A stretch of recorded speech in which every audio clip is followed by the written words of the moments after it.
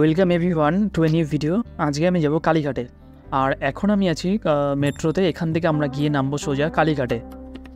তো কালীঘাট থেকে নামার পরে এখন আমরা আছি কালীঘাট থেকে নামার পরে যে রাস্তাটা চলে গেছে কালীঘাটের দিকে, তো সেখানে আমরা যাচ্ছি। তো ভিডিওটা দেখতে থাকো, পুরো অনেক কিছু জানতে পারবে।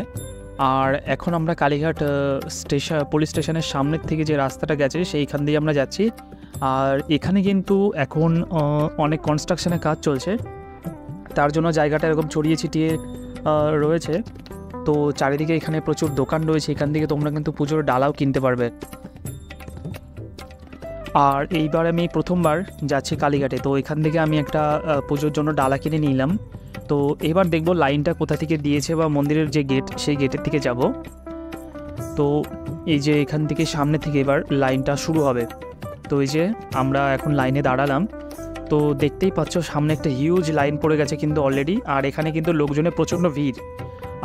আর একটা কথাও তোমাদের বলে দিই, মন্দির কিন্তু একটাই বন্ধ হয়ে যায়। তো তোমরা কিন্তু সকালে যদি আসো তাহলে একটার মধ্যে আসার চেষ্টা করবে।